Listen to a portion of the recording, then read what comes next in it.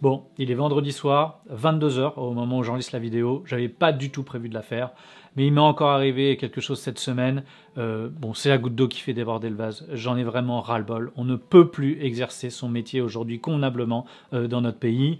Alors évidemment, là, ça concerne la justice et mon métier d'avocat, mais je voudrais m'appuyer sur l'anecdote que je vais vous raconter pour dire que je crois que ça touche beaucoup de gens, beaucoup de professions aujourd'hui. On ne peut plus travailler correctement dans ce pays. Ça devient absolument infernal. Alors pour ce qui me concerne, cette semaine, j'avais une audience mercredi matin à 9 h. C'est un dossier qui a quand même une ancienneté depuis 3 ans. Donc mon client, il attendait l'audience avec impatience. On devait plaider son affaire, on devait plaider son dossier. Et il s'est trouvé que l'un des conseillers n'était pas là. Ils doivent être 4 et il y en avait un qui n'était pas là. Il était aux abonnés absents. On n'arrivait pas à le joindre, on n'arrivait pas à l'appeler. Et donc au bout de 30 minutes d'atermoiement, le conseil de prud'homme a décidé de renvoyer l'affaire. Et du coup, on s'est retrouvé avec un renvoi. Alors on nous a dit proche, mais proche aujourd'hui dans la justice française, c'est 6 mois. Donc on a pris 6 mois de rab. Et alors que je m'apprêtais à rentrer sur Rouen, parce que la juridiction elle était en Île-de-France, donc ça m'a quand même fait un trajet assez conséquent pour l'aller-retour. Mais au moment où je rentrais dans ma voiture, mon client m'appelle et me dit « Mais finalement, le conseiller vient d'arriver, on va pouvoir plaider le dossier. » Très bien, je cours vers la juridiction et je suis rassuré. Je me dis « Bon, j'ai pas fait le déplacement pour rien. » Et puis, finalement, on apprend, les conseillers nous expliquent que non, certes, le conseiller est arrivé, mais comme il y a déjà des dossiers qui ont été renvoyés, que ça a été décidé, par équité, on va renvoyer tous les autres et donc on plaidera aucun dossier aujourd'hui. Donc là, il n'y avait plus aucune raison de procéder à un renvoi. Pour les avocats ou les parties qui étaient déjà partis, on aurait pu rappeler tout le monde et puis on aurait pu plaider tous les dossiers. Mais non, pourquoi renvoyer dans ces conditions, on ne sait pas. Mais ce qu'on sait, c'est qu'on a fait perdre du temps à tout le monde. On a fait perdre 6 mois dans tous les dossiers à tout le monde, sans aucun motif. Alors je peux vous dire que tout le monde était très énervé. Moi le premier, parce que j'ai perdu ma matinée dans cette histoire. Et puis mon client qui doit attendre 6 mois de plus pour avoir une décision. Et en fait, ça traduit déjà un premier dysfonctionnement aujourd'hui en justice française qui sont que les délais sont absolument épouvantables. Aujourd'hui en droit du travail, vous avez 2 ans dans un conseil de prud'homme, vous avez 3 ans devant les cours d'appel. Et puis si c'était seulement ça. Parce que, en fait, les dysfonctionnements, ils sont généralisés dans la justice. Vous pouvez plus plaider vos dossiers devant un certain nombre de juridictions, c'est plus possible. C'est-à-dire que la dernière affaire que j'ai plaidée devant une cour d'appel, on m'a dit très clairement, maître, vous avez 7 minutes pour plaider ce dossier, et ces 7 minutes montrent en main. C'est-à-dire que au bout de 7 minutes, on vous fait clairement comprendre que ça y est, votre temps est dépassé, et en gros, il vous reste 30 secondes pour conclure, parce que vous commencez très sérieusement à indisposer la cour.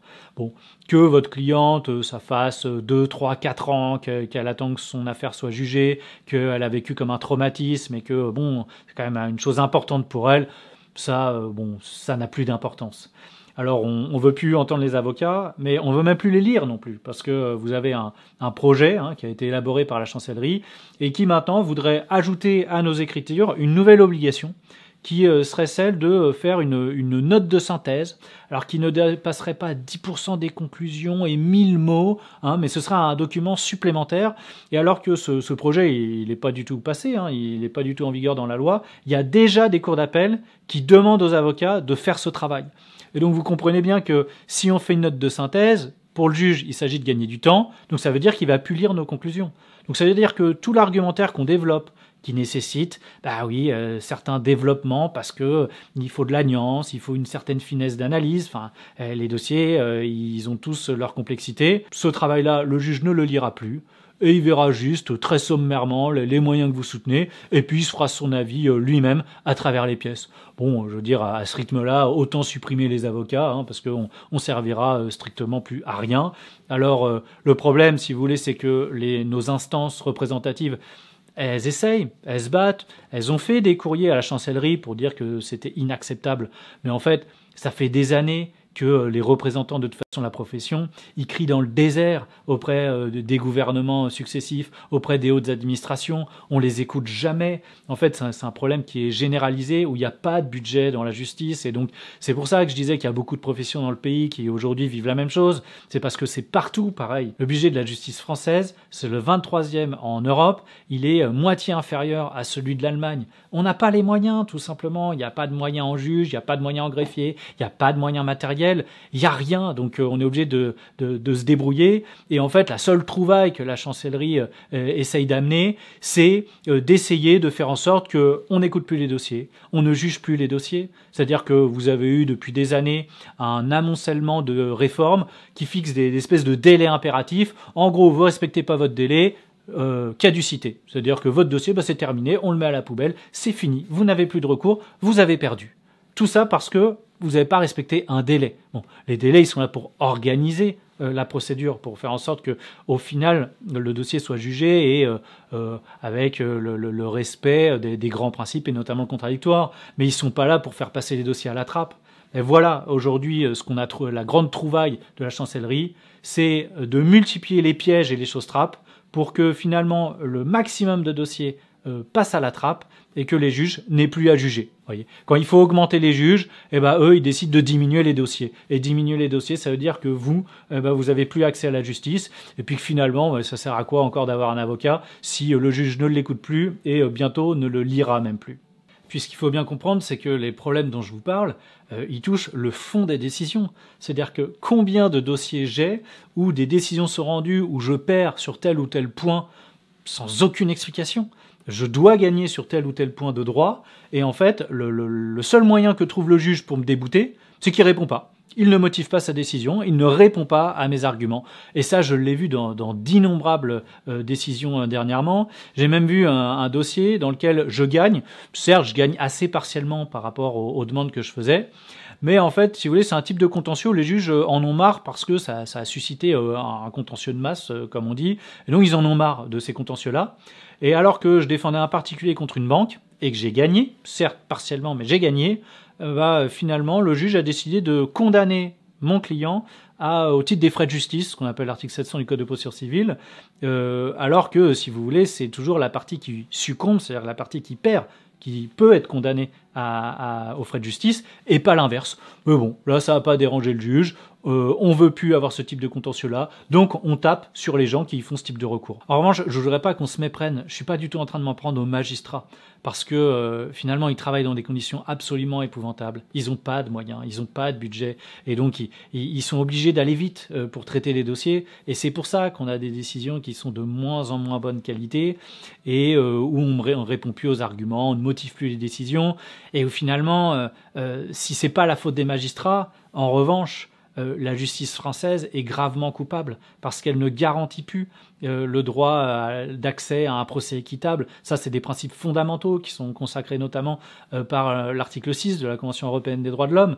Mais tout ça est balayé en France, dans l'un des pays les plus développés économiquement, et alors que, encore une fois, nos voisins européens ont des budgets qui sont bien supérieurs si on compare au budget par habitant qui est alloué à la justice. Alors qu'est-ce qu'on peut faire par rapport à ça? Parce qu'on ne va pas continuer de subir comme ça pendant des années et des années.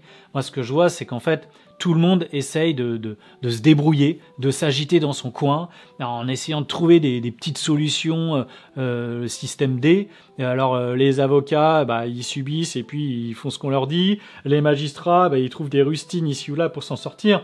Et en fait, le problème, c'est que si on ne regarde pas de manière générale, si on ne prend pas du recul, si on ne comprend pas d'où viennent ces problèmes, on les résoudra jamais. Ce qu'il faut, c'est relever la tête. Parce que je vois que c'est dans plein de professions, c'est comme ça. J'ai l'impression que vraiment, ce que je décris là, ça recoupe ce qui se passe dans d'autres professions. Je pense évidemment aux hôpitaux, je pense à l'éducation nationale, aux pompiers, aux services de police aussi. Vraiment, tout le monde est en souffrance actuellement parce que plus personne n'arrive à trouver de sens dans son travail, parce que plus personne n'arrive à le faire correctement, parce qu'on n'est pris que dans des logiques de délai, des logiques comptables, des logiques financières. Et en fait, les missions premières, qui sont celles de nos métiers, on ne peut plus les réaliser correctement, dignement. Et pourtant, c'est ça qui permet de garder les gens motivés. C'est que tout simplement, ils trouvent du sens à ce qu'ils font. Ils ont l'impression de faire du travail, mais de faire du bon travail. Et ça, c'est absolument essentiel. Et si on veut sortir de cette logique-là dans laquelle on est pris d'une dynamique de déclassement où franchement, il n'y a plus rien qui marche dans ce pays, il faut absolument qu'on prenne du recul et qu'on comprenne d'où viennent les problèmes. Et je crois déjà qu'il faudrait qu'on regarde vers le haut et qu'on comprenne qu'en fait on ne peut pas continuer avec des budgets alloués à ces services publics essentiels qui sont aussi misérables. On a une justice de clochards, on a des hôpitaux mais qui sont dans un état de délabrement extrêmement avancé, on a une éducation nationale qui ne fonctionne plus, on a des policiers, police qui ne cessent de se plaindre aussi. Bref, il n'y a plus rien qui fonctionne. Donc à un moment donné, est-ce qu'on essaye de comprendre d'où ça vient? Est-ce qu'on essaye de comprendre que tant qu'on nous donnera aussi peu d'argent, on ne pourra pas faire notre travail correctement et que ça impacte plein de secteurs de la société? On ne s'en sortira jamais. Donc on ne va pas continuer à se saigner, à se tailler les veines pour rien, pour simplement parce qu'il y a des gens tout là-haut qui sont incompétents, qui savent pas gérer ce pays, qui savent pas allouer les moyens là où ils doivent être alloués, hein, parce que pendant qu'on finance pas les services publics, en revanche, on va faire toujours des cadeaux fiscaux aux entreprises du CAC 40 qui, eux, vont distribuer des dividendes par milliards. Bon, est-ce que juste cette injustice-là, on pourrait pas tous en prendre conscience et de dire aux gouvernants, bon écoutez, maintenant ça suffit, nous on veut pouvoir faire correctement notre travail. Donc vous arrêtez de filer des cadeaux à des gens qui n'en ont pas besoin et vous nous donnez les moyens dont nous on a besoin. Donc il faut vraiment qu'il y ait une prise de conscience là. Il faut qu'on arrête de regarder le voisin, de le jalouser ou de regarder en dessous de nous. Non, là, il faut qu'on comprenne d'où ça vient, il faut qu'on prenne du recul, il faut qu'on regarde là-haut. Et il faut qu'on comprenne aussi que c'est un problème systémique. C'est-à-dire que moi je le vois, les avocats, à chaque fois, ils vont être vent debout contre telle réforme qu'il y a eu il y a 6 ans. Et puis, bon, à chaque fois, c'est toujours pareil. La réforme, on vous dit, on va vous couper le bras. Alors, la profession, elle serait fait, non, jamais de la vie. Très bien, bon, on vous coupe la main. Bon, d'accord, la main, c'est OK. Bon. Et puis, tous les 2 ans, ça revient comme ça à chaque fois. C'est le même cinéma. On vous coupe la jambe. Non, pas la jambe. OK, bon, on coupe le pied. Alors, le pied, oui, c'est d'accord. Bon. Et puis, vous voyez, au final, il reste plus rien. Et il faut bien comprendre, du coup, qu'il y a une logique qui est à l'œuvre, une mécanique, c'est comme un rouleau compresseur où, au final, on ne s'en sortira jamais. Et ça vaut pour les avocats, mais vous l'avez compris, ça vaut pour toutes les professions, en réalité. Donc, il faut comprendre, là, le problème systémique qui ne se résoudra pas simplement en mettant la tête dans le sable, et en étant dans le déni, ou en essayant d'aller regarder les petits avantages qui restent encore à ses voisins ou aux autres corporations. Non, il faut comprendre que globalement, ça touche tout le monde, en tout cas beaucoup de personnes, et il faut arrêter avec cette logique qu'on appelle la politique d'austérité. Il faut absolument qu'on ramène de l'apaisement, et pour ça, il faut que les gens puissent à nouveau prendre le temps dont ils ont besoin pour remplir correctement leur mission, pour faire du bon travail. Est-ce que simplement ce principe de bon sens, on peut essayer de le rendre effectif en France au XXIe siècle, en 2021? Est-ce que c'est possible? Est-ce que c'est trop demandé que de demander juste les moyens dont on a besoin pour faire correctement notre travail? Alors si vous aussi, vous partagez ce ras-le-bol général, que vous n'arrivez plus à faire votre travail correctement parce qu'il n'y a pas assez de budget, ou vous trouvez plus de sens à ce que vous faites, mettez-le en commentaire, écrivez-le, n'oubliez pas de mettre votre secteur ou domaine d'activité. Je crois vraiment que c'est intéressant de prendre conscience qu'à mon avis, on est énormément de personnes à être concernées, et puis bon, ça va nous permettre de respirer, de se libérer, peut-être de se déculpabiliser aussi, et puis permettre une prise de conscience collective que là, on est dans des impasses, on est dans des galères et que il faut qu'on s'en sorte, quoi. Et peut-être que la première étape, c'est déjà qu'on en prenne tous conscience. Bon, désolé, c'était une vidéo vraiment enregistrée à l'arrache, donc c'était peut-être pas hyper structuré, mais j'avais vraiment envie de vous partager ça. Et puis, écoutez, à bientôt.